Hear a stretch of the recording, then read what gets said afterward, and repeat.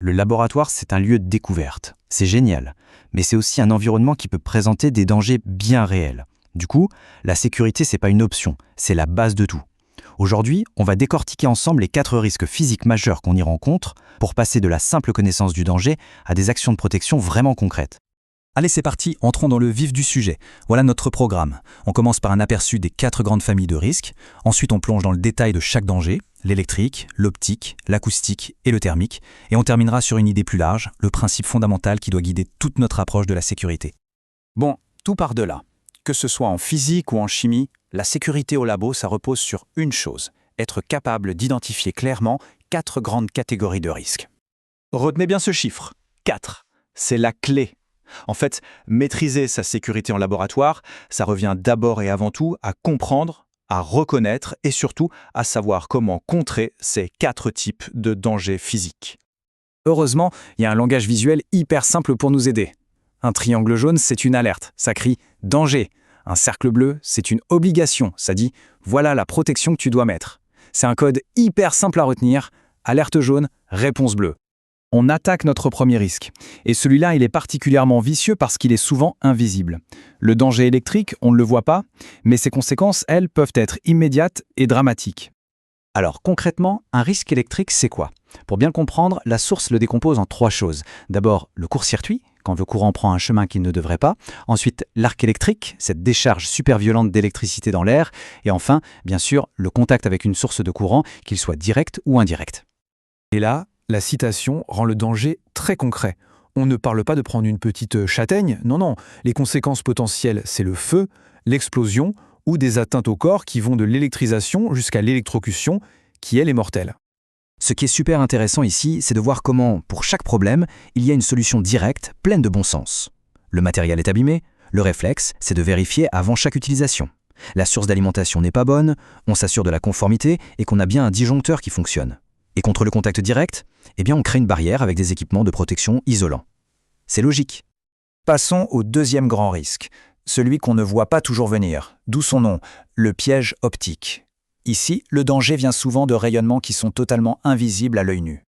Le risque optique, en fait, ça couvre tout un tas de choses. Bien sûr, il y a les sources naturelles, comme le soleil. Mais au labo, on pense surtout aux sources artificielles, comme les LED ou les fameux lasers. Et surtout, il y a ces rayonnements qu'on ne voit pas, les UV et les infrarouges. Et c'est souvent eux les plus dangereux. Cette citation, elle fait froid dans le dos, mais elle est nécessaire. Elle explique très bien les dommages qui peuvent être graves et sur le long terme. Pour les yeux, on parle de lésions de la cornée, de la rétine. Pour la peau, ça va du simple coup de soleil de labo au vieillissement accéléré et même jusqu'au cancer. Et ce tableau le montre parfaitement. La protection n'est pas à taille unique. Elle doit être spécifiquement adaptée à la source du danger. Les lunettes de protection pour un laser ne sont absolument pas les mêmes que celles pour une source UV. Chaque risque optique a sa protection dédiée. On arrive au 3e risque majeur, la menace acoustique. Contrairement à un choc électrique, les dégâts ne sont pas toujours immédiats. Ils sont progressifs, insidieux et surtout, souvent, permanents. Le bruit, en termes de risque, qu'est-ce que c'est exactement? Pour le définir, il faut regarder ses caractéristiques physiques. Son intensité, qu'on mesure en décibels, ça c'est le volume, et sa fréquence, en hertz, qui nous dit si le son est plutôt grave ou aigu. Là, s'il y a un mot à retenir, c'est irréversible. Un bruit trop fort ou trop long peut poser une perte d'audition. Mais ça peut aussi entraîner des traumatismes nerveux comme les acouphènes, ces sifflements qu'on entend en permanence, ou l'hyperacousie, une sensibilité extrême au son. Une fois que le mal est fait, il n'y a pas de retour en arrière. Le point crucial à comprendre, c'est que la protection, elle se fait sur 2 niveaux. Le premier, c'est de bloquer le son physiquement avec des bouchons ou un casque. Le deuxième, qui est tout aussi important, c'est de limiter son temps d'exposition. C'est vraiment la combinaison des deux qui protège efficacement. Et on termine avec notre 4e risque, celui des températures extrêmes, le choc thermique. Et attention, c'est un point super important. Ça ne concerne pas seulement le chaud. Le froid extrême est tout aussi dangereux. La définition est très courte, mais elle dit tout. Le risque thermique, ça englobe tous les dangers liés aux températures, qu'elles soient très très hautes ou au contraire très très basses, comme quand on manipule de l'azote liquide en cryogénie par exemple. Cette phrase, elle remet bien les pendules à l'heure. Tout le monde pense à la brûlure par le chaud. Mais la brûlure par le froid, l'engelure, peut faire des dégâts tout aussi profonds et permanents sur les tissus. Et voilà, ce tableau le montre très clairement. Qu'on travaille à côté d'un four ou qu'on manipule de l'azote liquide, le principe est le même. Il faut une protection thermique qui a été conçue spécifiquement pour ça. Des gants anti-chaleur ne protègent absolument pas du froid cryogénique et l'inverse est vrai aussi. Ok, on a fait le tour des 4 grands risques. Mais la vraie sécurité, ce n'est pas juste une liste de règles appliquées bêtement. C'est beaucoup plus que ça.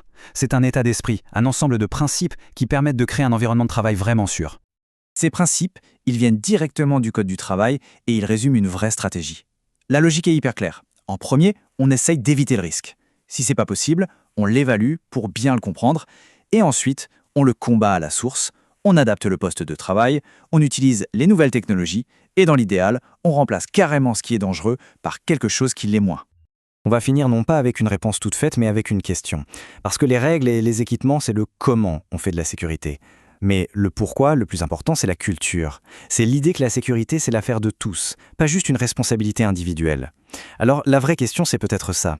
Comment chacun d'entre nous peut passer du statut de suiveur de règles à celui d'acteur de la sécurité collective ?